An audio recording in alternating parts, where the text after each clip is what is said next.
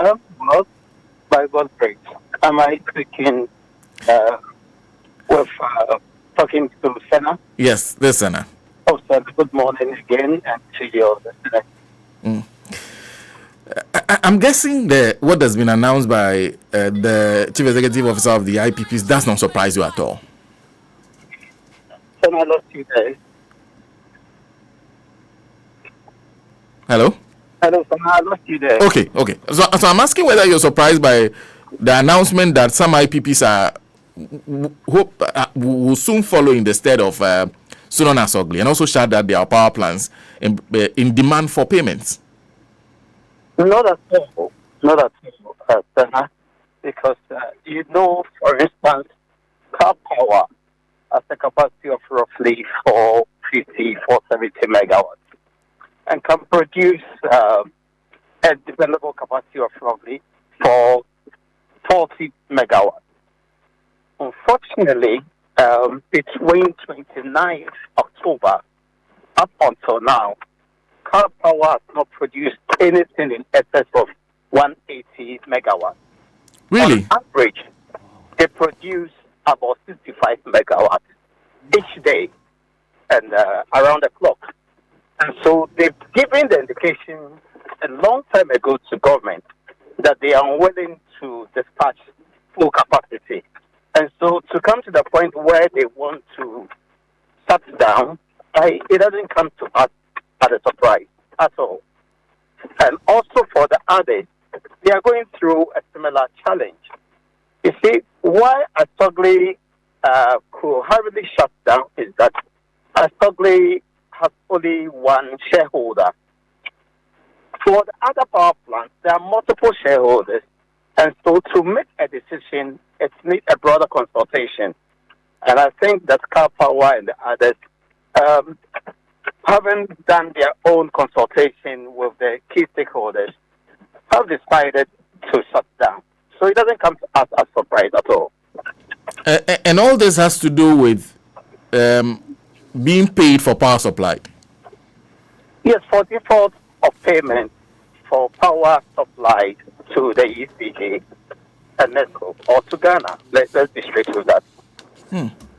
What's the problem here? Because recently, the ECG installed meters in our houses that have increased people's consumption. In fact, the amount of money we're paying for the same consumption has gone up by sometimes 3 times, sometimes 4 times for some people, which means we are paying a lot more than we used to pay.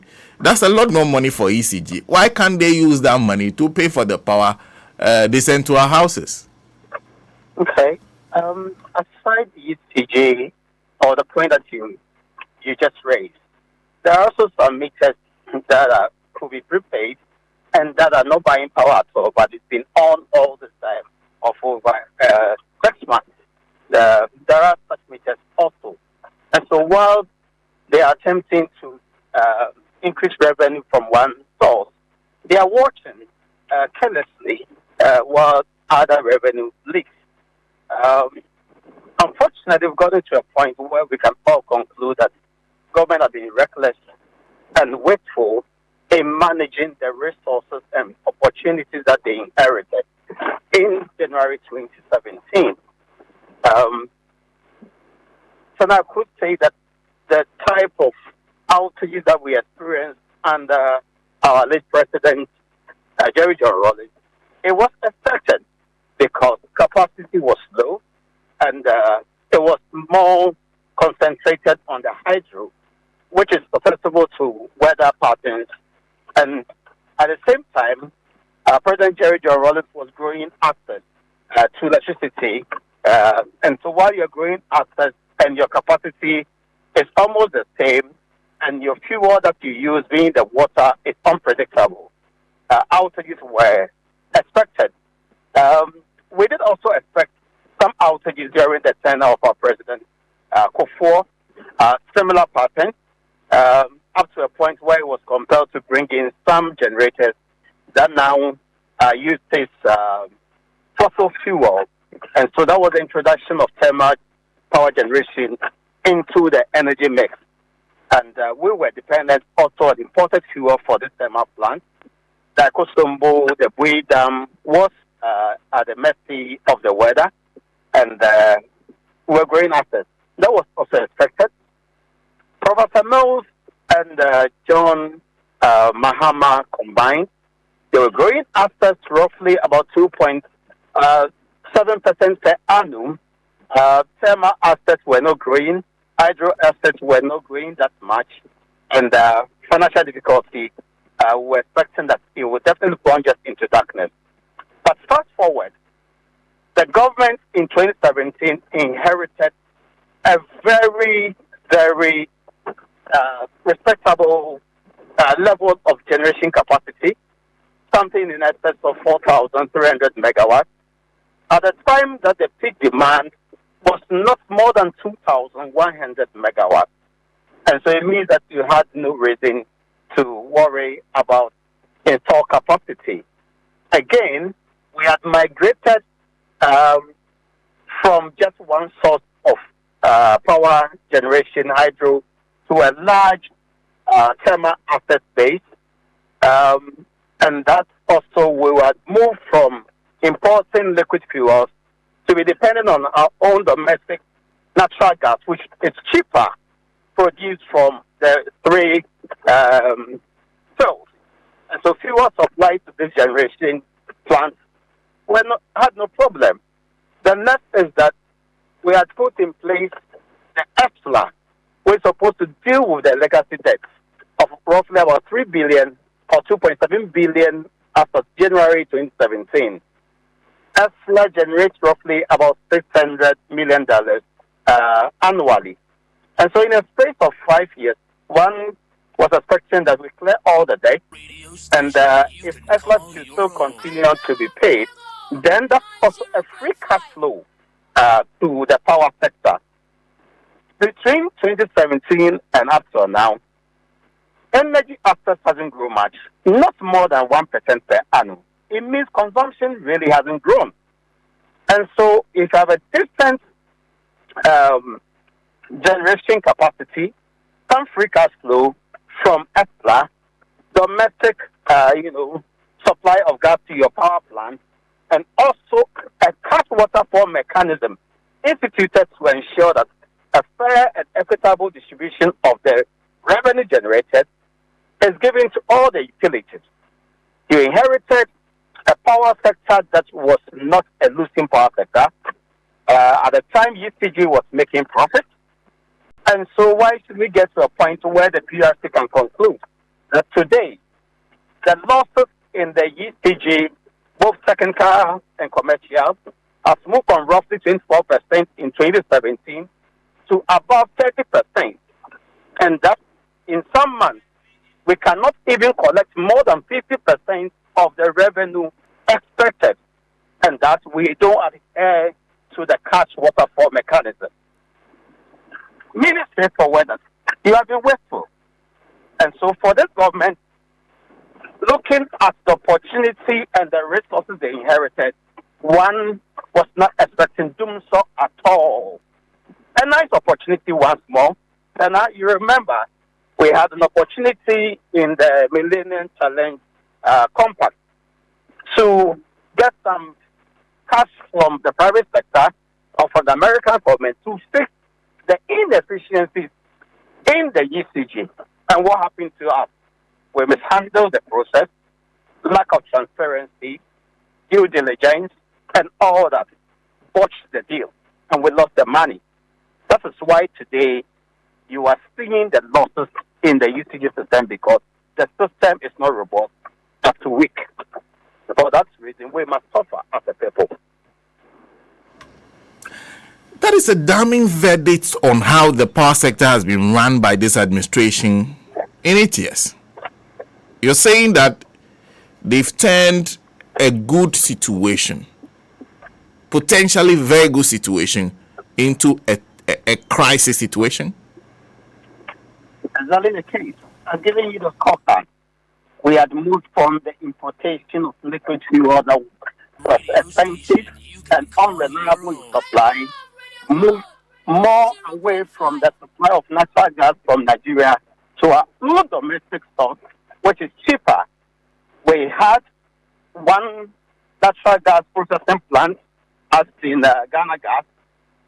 You have failed to add on to it to the point that some of the gas produced offshore has to be fled or re-injected because we have just few processing trains to give us that free natural gas to our power plants and for industry.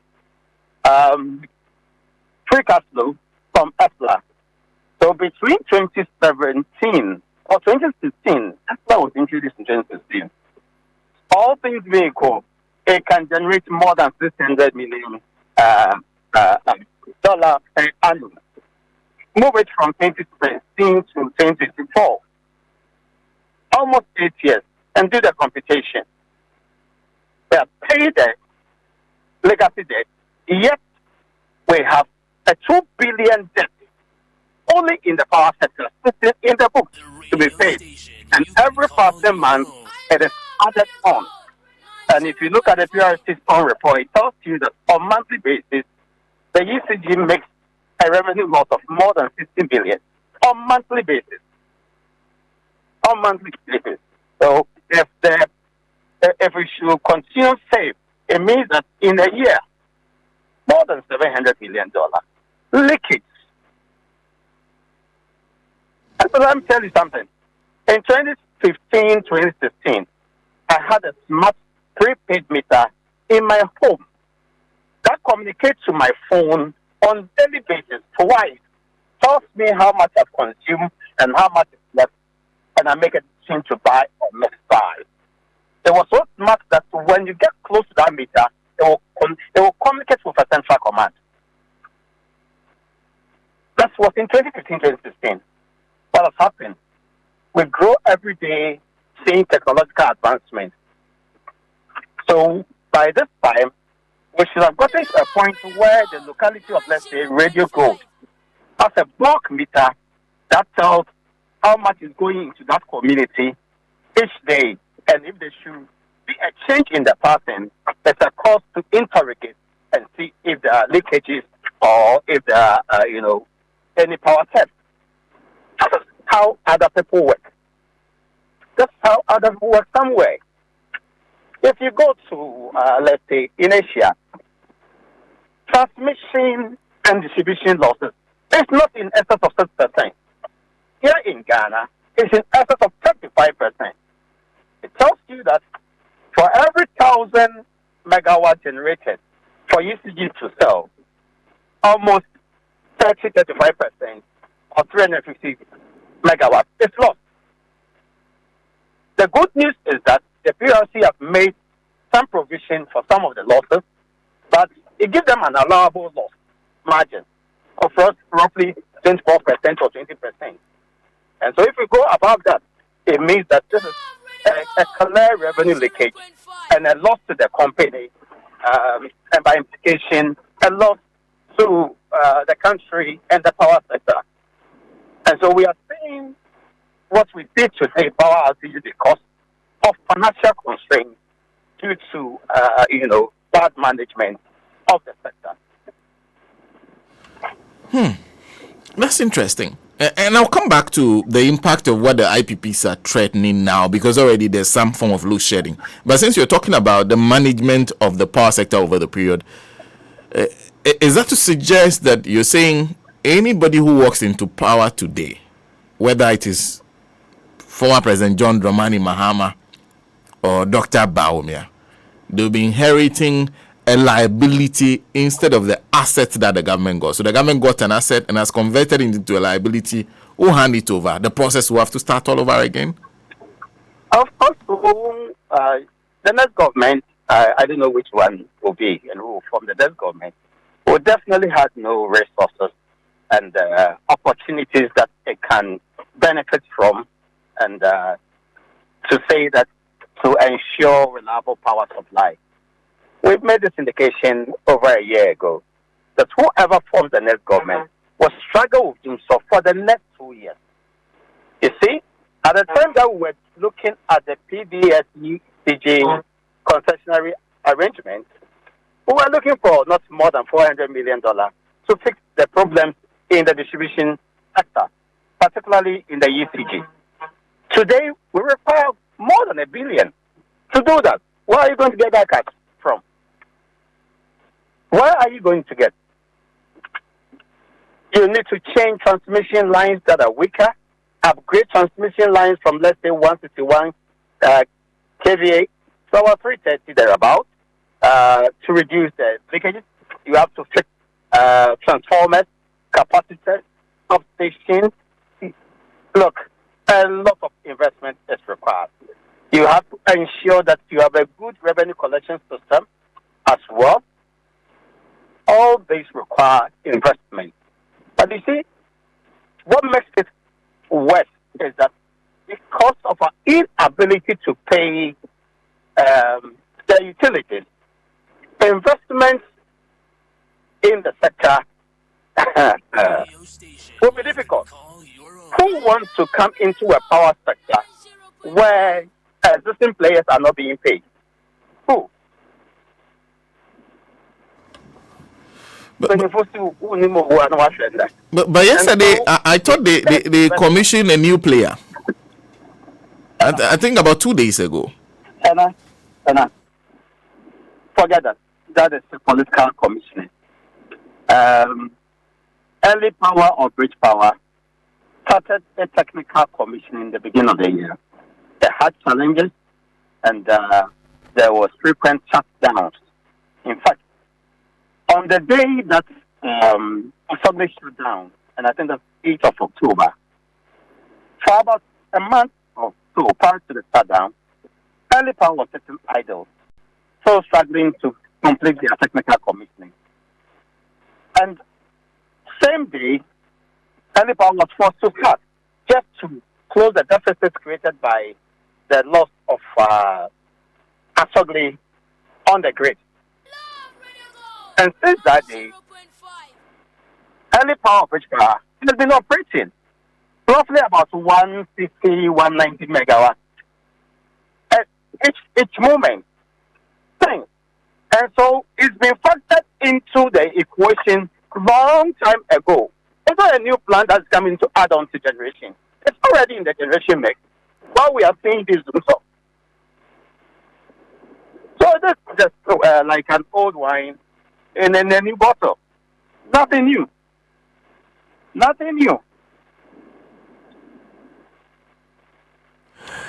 So in case the IPPs don't get their money and then they shut down, what should Ghanaians expect? So they shut down. The very whisper that it's Monday cement in car power to join Assembly. It tells you that straightforward, we have a lot of 1,400 megawatts of the grid. 1,400. It means that we are going to see a prolonged and extended outages. It means that we are going to see widespread outages. Simple. And so the area government engages these players, the better. You can't call off their blame. You can't. In fact, they manage to see how they can deal with the loss of Assembly and not mind Assembly by bringing on board, the moment Assembly went offline, bringing on board early power, 195 or 190 megawatts. That's good. It closes the gap, and the one left was about 300 megawatts. They brought online Senate. They quickly also brought online the Tema 1 power plant of VRA, and that closed the gap, leaving something around 100 megawatts to deal with when it comes to the loss of Assembly. At a point, imports were made from Cote d'Ivoire. Today, if you are going to lose Amandi, Kapawa, and what's the name? Cement, that means that if you lose cement, this three, close to 800 megawatts. How will they make up for that? Are you going to import? It means that you are changing even the trajectory. It means that you are bringing a bad indication to the sector. And you won't have that quantum. So the deficit will grow, whichever way we look at. And so you can call off their bluff. The earlier you engage them, the better. Now, thank you very much for speaking to us. Thanks for having me, Stella, this morning. Always a pleasure speaking to Nana AMOASI the 7th, who is Executive Director, Institute for Energy Security. Has been watching our energy sector for so long. It's so insightful talking to him. Now, what he says is that this government virtually inherited what you call an asset situation, and they most likely hand over a worse liability than even the NDC made to the next government. The only difference is that there are the power plants, but the